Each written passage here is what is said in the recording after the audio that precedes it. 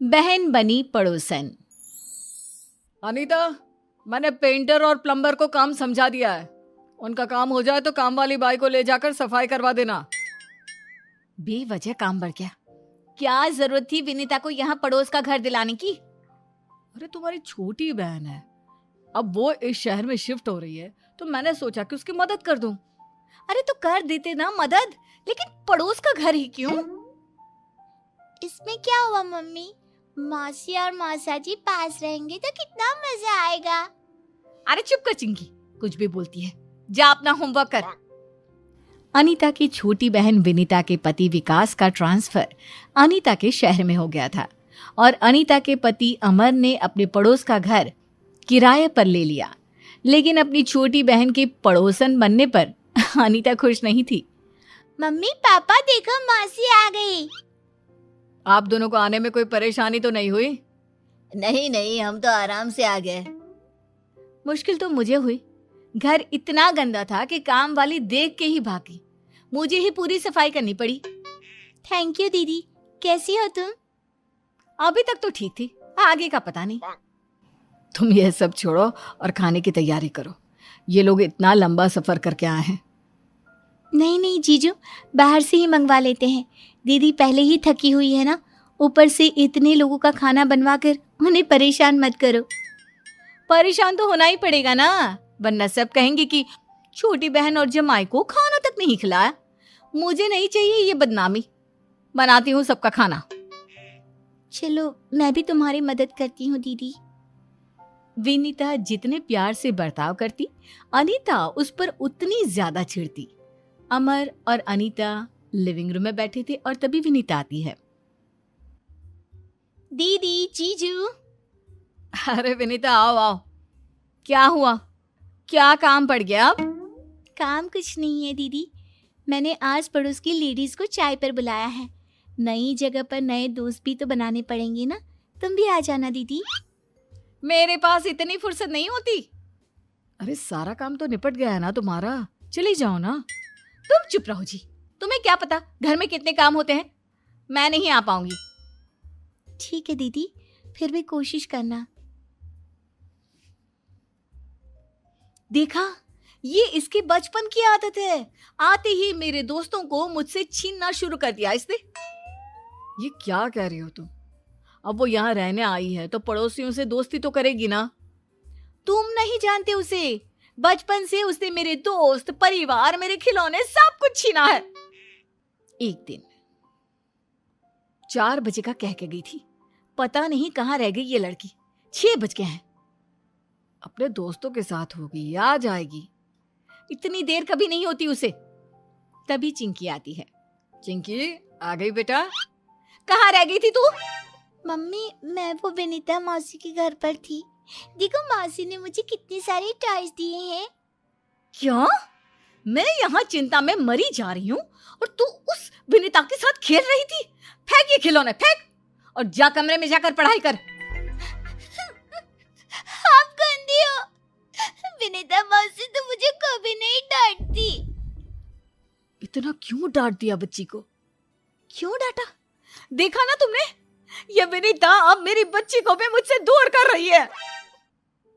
जलन के मारे अनीता इतनी अंधी हो गई थी कि विनीता जो भी करती उसे एक चाल ही लगती।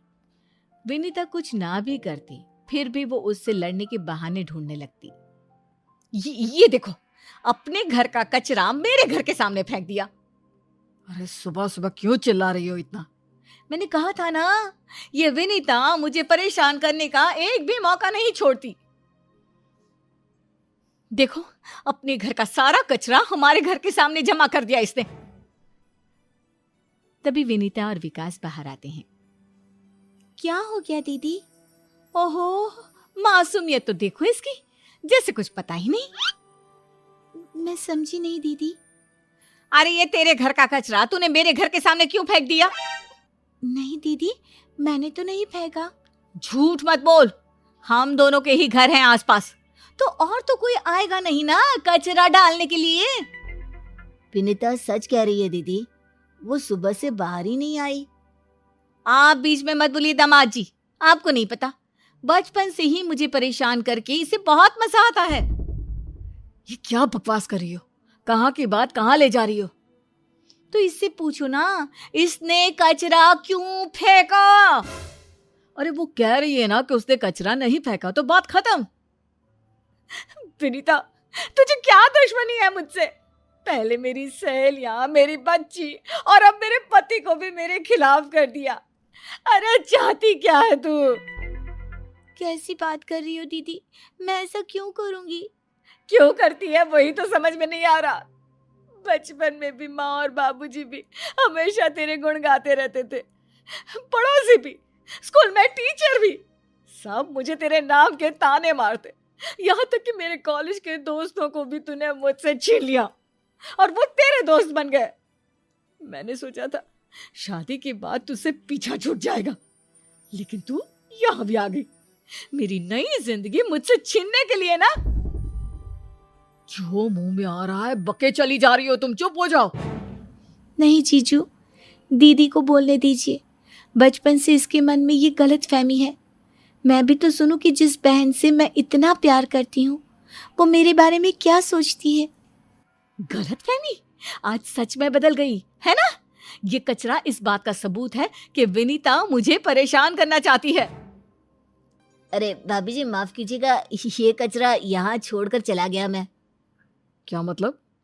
भाई साहब, सड़क की सफाई करते करते मेरे पेट में ना हलचल होने लगी, तो मैं हल्का होने सुलभ शौचालय चला गया था, कचरा यहाँ इकट्ठा करके। अरे भैया, तुम्हारे हल्का होने के चक्कर में यहाँ भारी टेंशन हो गया। सॉरी सॉरी भाई साहब, मैं अभी हटा देता हूँ कचरा।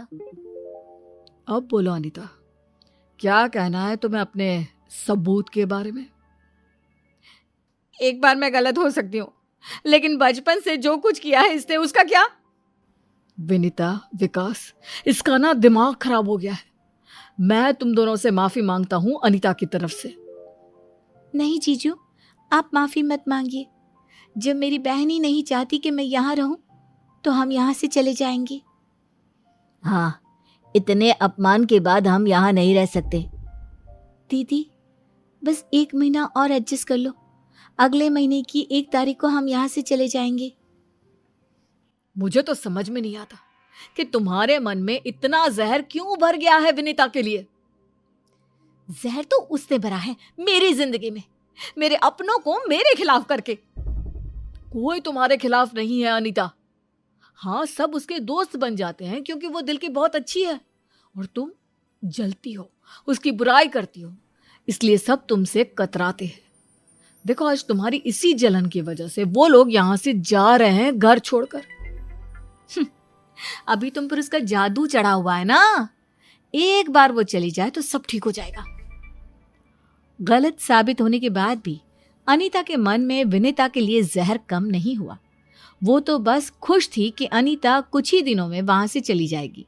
एक दिन अनीता बाजार से लौट रही थी, तभी कुछ गुंडों ने उसे घेर लिया। चुपचाप अपने सारे गहने और पैसे हमारे हवाले कर दो। ऐसे कैसे दे दूं? एक फूटी कौड़ी नहीं मिलेगी तुम्हें। लगता है तू ऐसा नहीं मानेगी। गुंडा अनीता पर डंडे से अटैक करता है। तभी विनीता वहां आ जाती है। खबरदार जो मेरी दीदी को हाथ भी लगाया। दीदी, अब पीछे हट जाओ। विनीता और गुंडों के बीच हाथापाई होने लगी। तभी एक गुंडे ने विनीता के सर पर जोर से वार किया, जिससे उसे गहरी चोट आ गई।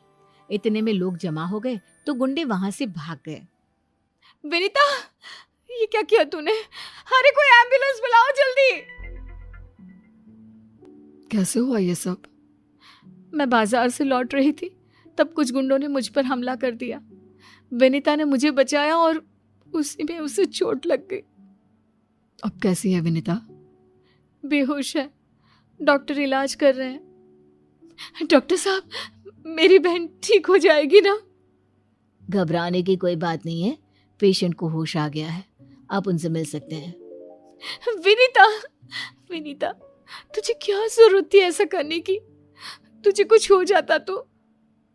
ये तो मेरा फर्ज था दीदी। मैं कभी किसी को आपको नुकसान नहीं पहुंचाने दूंगी। लेकिन तुझे कुछ हो जाता तो?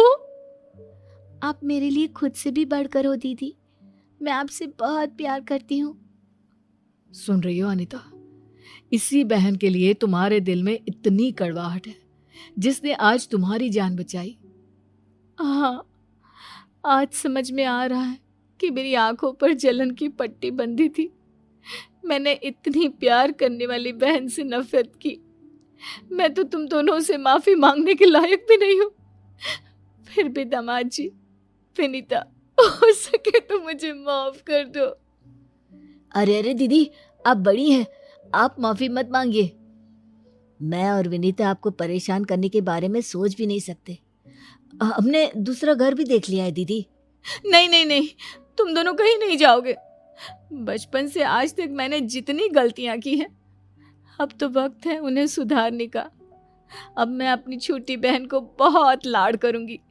मैं भी तेरी तरह अच्छी इंसान बनने की कोशिश करूंगी। I love you Vinita. I love you too दीदी। तो इस तरह अनीता के दिमाग में भरी नफरत गायब हो गई और वो दोनों बहनें अच्छी बहन और अच्छी पड़ोसन बनकर रहने लग गई।